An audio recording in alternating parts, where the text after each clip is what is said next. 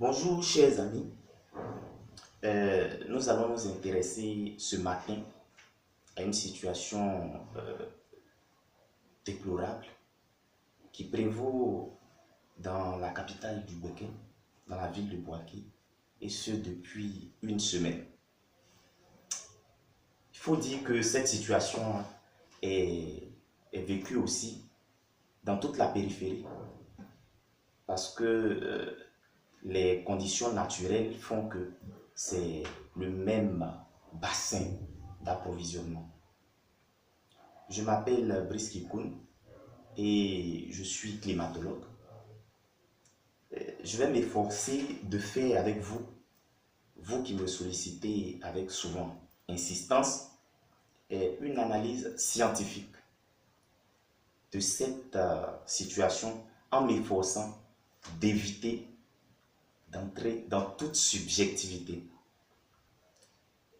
Je vais à chaque fois me référer aux notes que j'ai prises pour vous. Et il faut dire que le malaise vécu par la population de Bouaké a deux origines. Deux origines.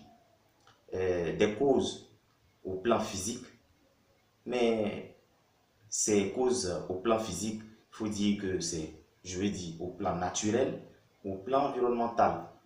Et nous avons des causes au plan humain, c'est-à-dire liées aux activités humaines, à la société de consommation, etc. Et pour parler des causes physiques, rappelons que la SODECI, la société d'exploitation, s'est focalisée uniquement sur l'exploitation des retenues superficielles d'eau à Bouaké. Il faut noter que ces retenues d'eau sont des retenues qui sont alimentées par des précipitations directes. Des précipitations directes, on veut parler de la pluie, mais aussi par des ruissellements et aussi par des remontées de nappes. Je vais vous expliquer pourquoi ça pose problème. Dans un contexte de bouleversement climatique, ces sources sont peu fiables car ces sources ne peuvent pas garantir la continuité de l'approvisionnement des barrages et des ménages. Notons, avant que je ne continue, que je ne dis pas qu'il ne faut pas recourir à cette source d'approvisionnement. Parce qu'il faut dire qu'en certaines saisons, la ressource est largement disponible. Mais ce que je dis, c'est qu'il ne faut pas se fier uniquement à ce type d'approvisionnement qui fluctue trop au gré du temps, au gré du climat, laissant par exemple Bouaké avec près d'1 million d'habitants dans la soif. Ce qu'il faut aussi ajouter et savoir, il faut rappeler les nombreuses alertes qui ont été émises par le GIEC, le groupe d'experts intergouvernemental sur l'évolution du climat, qui annonçait pour les années à venir une recrudescence des aléas climatiques, parmi lesquels nous citons les sécheresses, la modification des saisons par un raccourcissement des saisons pluvieuses et l'étalement des saisons sèches, etc. Notons que cette recrudescence des aléas climatiques se caractérise par une fréquence des cas d'aléas, mais aussi par une intensité des aléas considérés. Exemple, nous constatons une sécheresse plus longue et plus virulente. Me suivez. J'ai fait assez de généralités pour vous. Permettez que je sois beaucoup plus spécifique. Il y a quelques points d'approvisionnement de la ville en eau. Et ces points d'approvisionnement de la ville-là ont un point principal. Il s'agit du barrage de la Loka. Il faut dire que le barrage de la Loka, à lui seul, satisfait 70% des besoins en eau de la ville et de près de 84 villages environnants. 84, j'ai dit. Donc, la première chose que je vais ajouter à tout ce que je vous ai dit tout à l'heure, c'est que le barrage de la Loka n'est pas un barrage naturel, c'est un barrage artificiel. Donc, dans le schéma classique de la nature, l'eau ne devrait pas stagner en si grande quantité en cet endroit, d'où son assèchement périodique. La deuxième information, le barrage de la Loka, ses caractéristiques sont connues. Elle a une digue d'environ 300 mètres pour une hauteur estimée à 10 mètres environ. Et elle a été créée, sinon dimensionnée, en 1964. Mais la raison de sa création, ce n'était pas de fournir de l'eau de consommation à Boaké. La raison de sa création, c'était plutôt des raisons agricoles, c'est-à-dire faire de l'irrigation. Faire de l'irrigation. Et on s'est rendu compte que pendant qu'on créait cet ouvrage-là, il y avait dans le temps 84 846 habitants à Boaké. Actuellement, au lieu de ces 84 000 personnes-là, nous sommes à environ 600 000 personnes. Donc vous voyez que il y a quelque chose qui commence à clocher. La seconde, ou bien la troisième information que je vais vous livrer, c'est que les précipitations et le ruissellement direct qui sont aléatoires sont soumis au diktat du climat. J'ai cité tout à l'heure les précipitations et le ruissellement parce que ce sont des sources d'approvisionnement de ce barrage-là. Les pluies et les ruissellements et même les cours d'eau qui apparaissent, qui sont souvent intermittents, sont livrés aux fluctuations climatiques. Et donc, se référer à une source d'eau superficielle, vous voyez que on peut se retrouver facilement dans le malaise qu'on connaît. Il faut aussi ajouter que la nappe phréatique, du fait qu'elle soit rechargeable uniquement par la pluviométrie, par les infiltrations, etc., est aussi soumise à l'action du climat.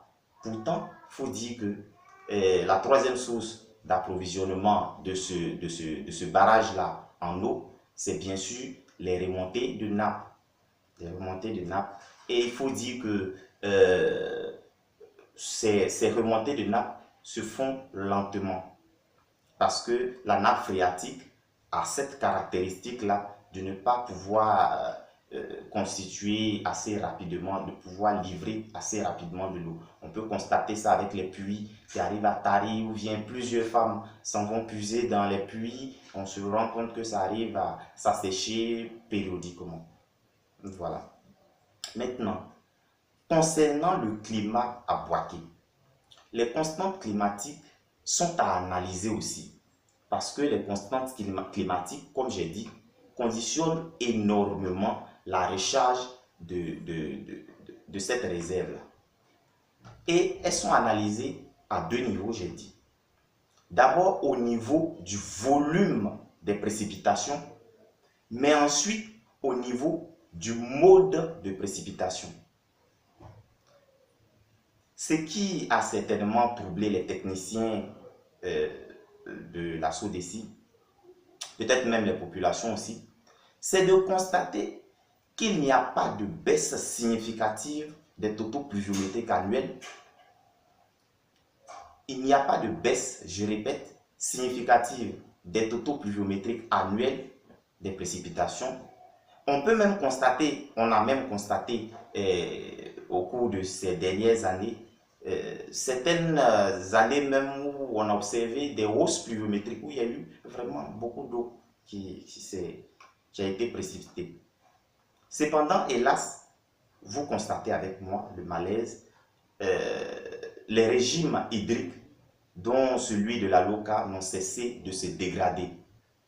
D'aucuns me diront facilement, ce sont les sorciers, parce que ces personnes-là n'ont pas la même compréhension climatique que nous avons.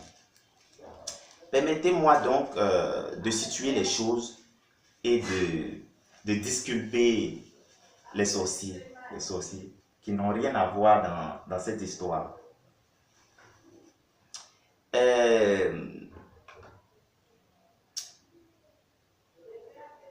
On va parler d'abord du volume de la pluie.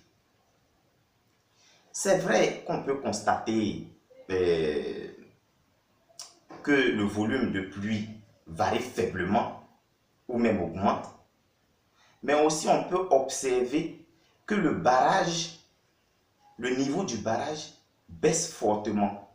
On a constaté par exemple que de 2014 à 2016, en juste 2 ans, il y a eu une forte baisse du niveau de ce barrage-là. Moins 6 mètres de profondeur qui a été enregistré en 2016. Moins 6 mètres de profondeur déjà en 2016. Et ce lac-là, ce barrage, ce lac a fini par se vider complètement en avril 2018. L'explication, comme je tentais de le dire, est à trouver au niveau du mode de précipitation du raccourcissement de la saison pluvieuse. Je vais m'expliquer.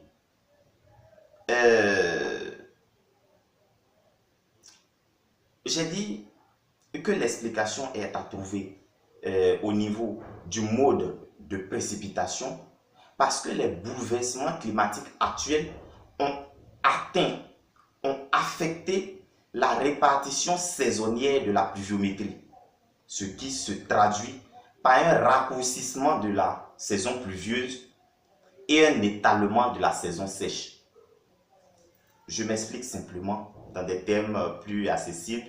Dans un français simple, c'est beaucoup d'eau de pluie en très peu de temps. Ensuite, plus rien pendant une longue période. La conséquence, vous la connaissez, c'est l'assèchement des réserves par suite de consommation, d'évaporation et d'infiltration. Et dans les grands groupes de raisons que j'ai données, j'ai cité en premier lieu la cause physique. Permettez que je vous parle à présent des raisons humaines. En ce qui concerne la croissance démographique et son corollaire de surconsommation de la ressource, il faut d'abord, avant de parler entièrement de cette démographie-là, situer le contexte d'utilisation de ce barrage comme source d'approvisionnement en eau de la ville. J'ai dit tout à l'heure qu'en 1964, lorsqu'on créait ce barrage, notre principal barrage, on ne lui avait pas affecté la fonction d'approvisionnement en eau douce, mais plutôt la fonction agricole, c'est-à-dire l'irrigation.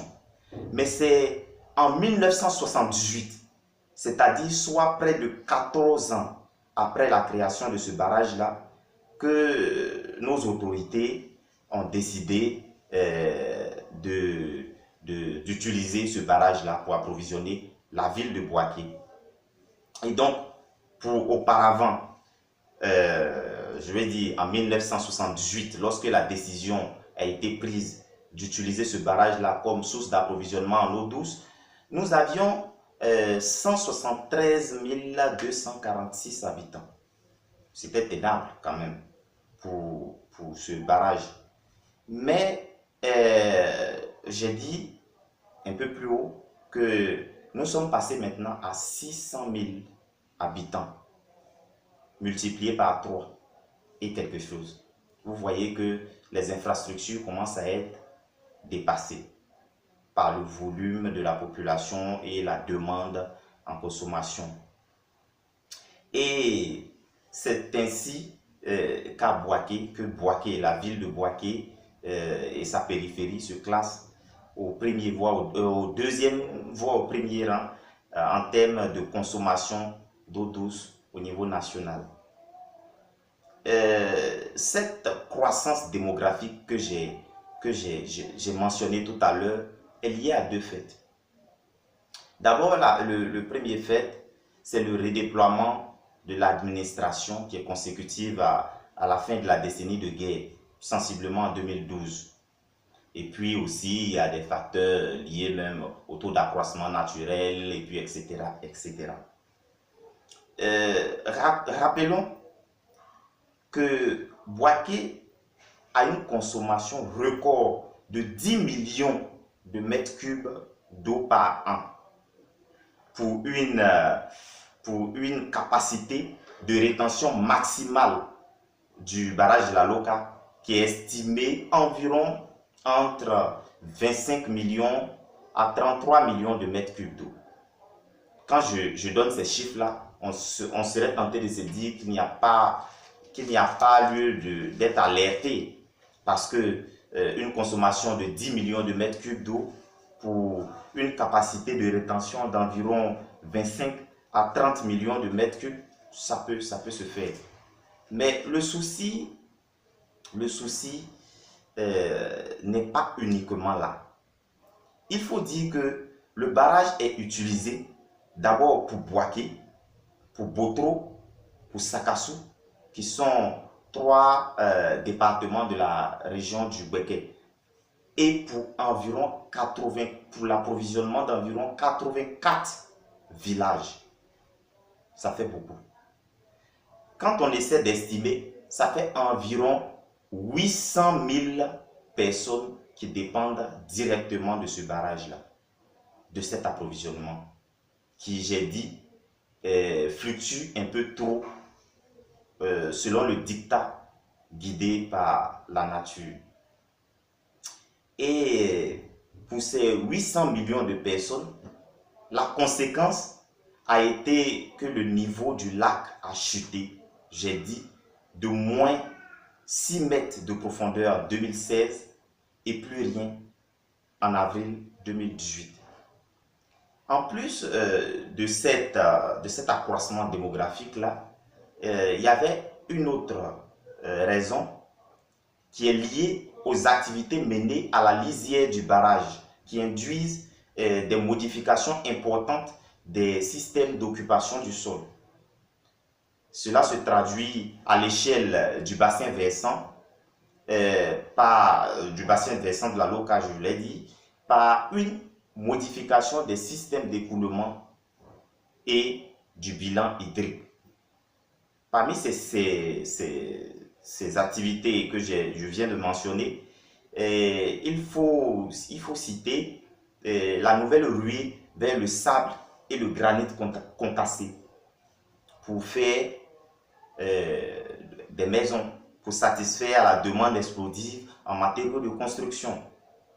On remarque donc l'implantation de plusieurs carrières et d'une déforestation avancée. Tout ce que je viens de citer, ce ne sont pas uniquement les causes. J'ai dit tout à l'heure qu'on va vouloir cette vidéo-là assez courte, puisque nous sommes en train d'échanger par visio. Et nous allons donc nous arrêter là pour les causes, mais nous allons passer à un autre type d'échange, c'est les propositions de solutions, comme vous me l'aviez demandé précédemment.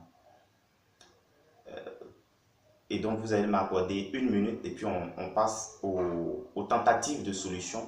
Je ne vais pas donner toutes les solutions, mais juste mentionner quelques-unes, puisque vous avez été si apte à me saisir, à me demander de vous répondre.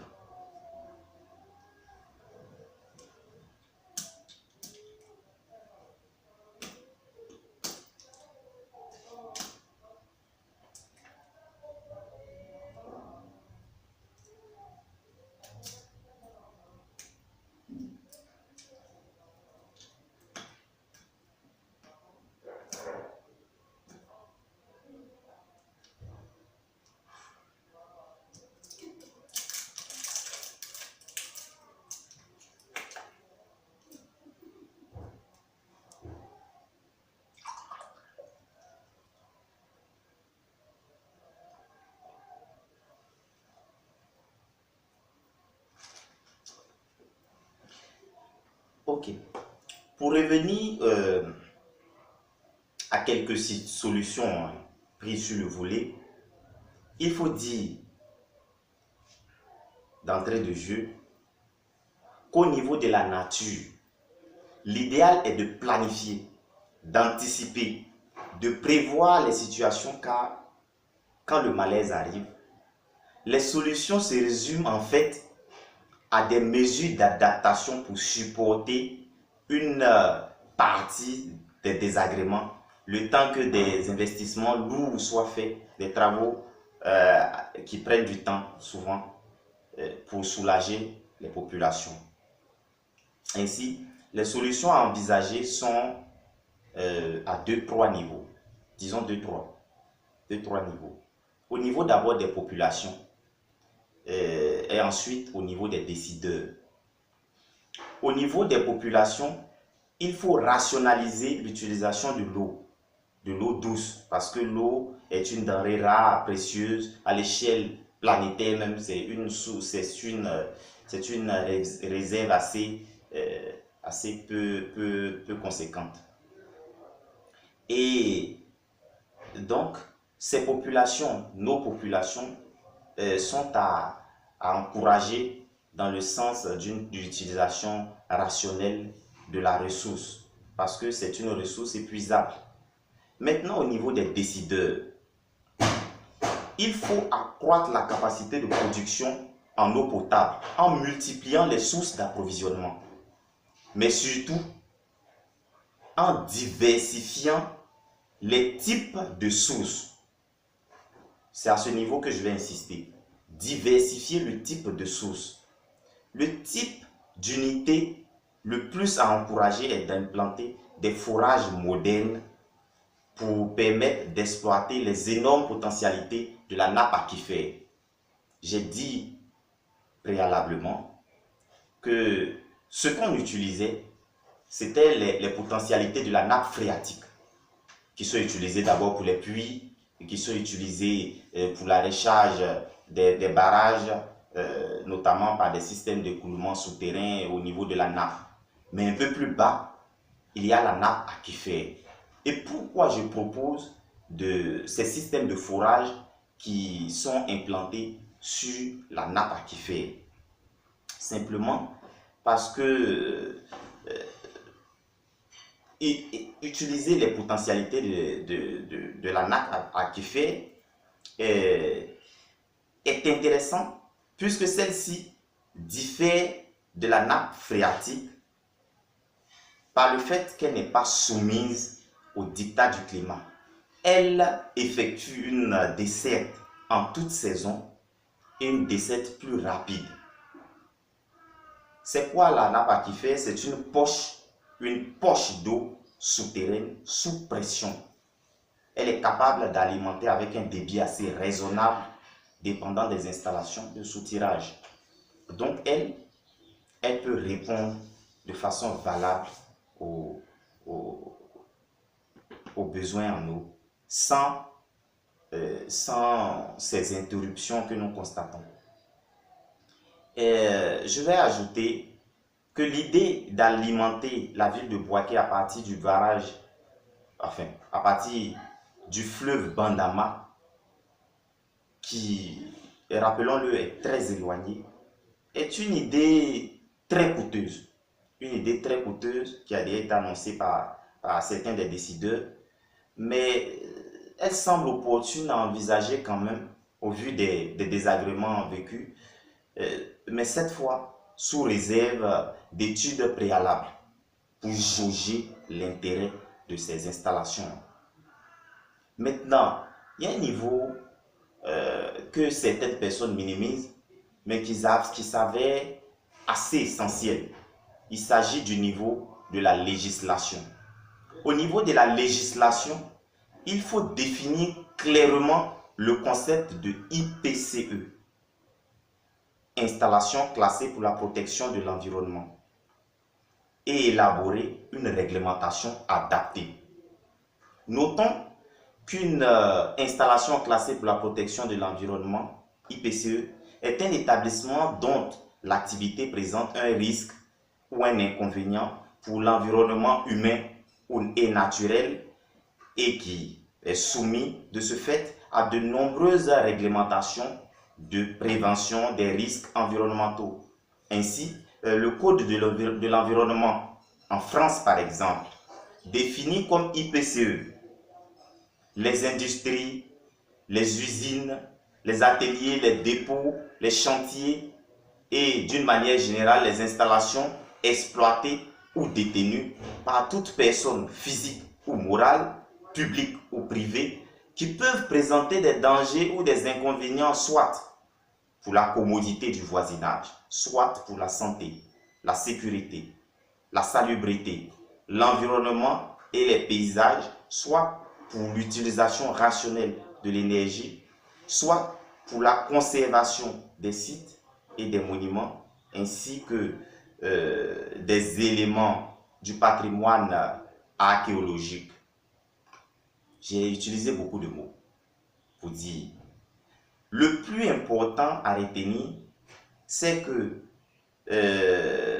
ce code, en France, le code d'environnement, bien sûr, précise que les dispositions du présent titre du code de l'environnement sont également applicables aux exploitations, au sens des carrières. Je répète,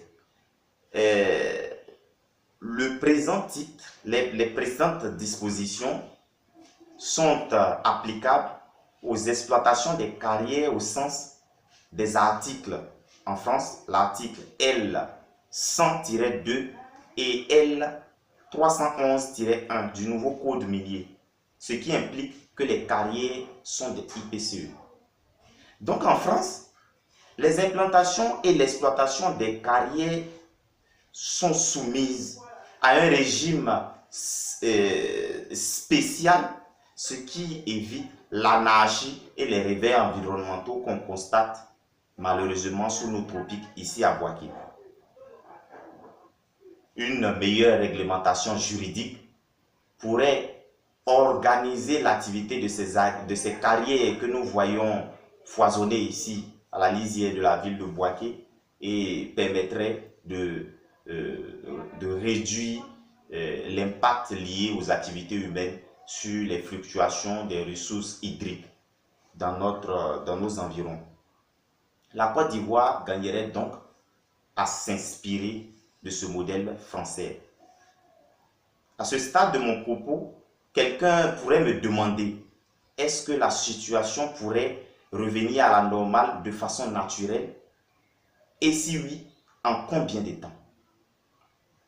Pour répondre, je vais d'abord préciser que nous sommes en début avril, mi-avril, en début de saison de pluie ici à Boaké. Laissez-moi partir des caractéristiques des types de pluie pour structurer ma réponse.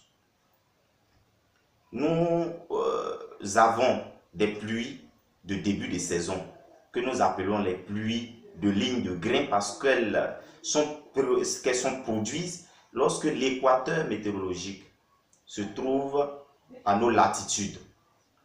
Et nous avons les autres pluies, les pluies de saison pluvieuse, de milieu et de fin de saison, qui sont des pluies de mousson parce qu'elles se produisent lorsque nous sommes entièrement baignés dans les vents humides venus de l'océan, appelés moussons.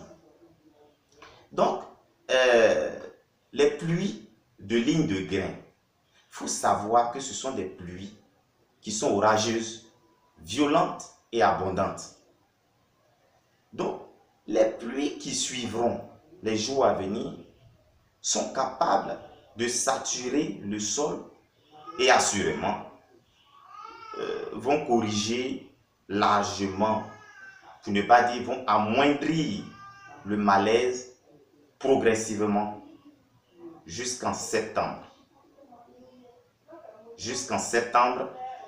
Je dis septembre parce que à Boaké, le mois pluvieux, quand on fait des statistiques sur une norme climatique de 30 ans, le mois pluvieux, c'est le mois de septembre.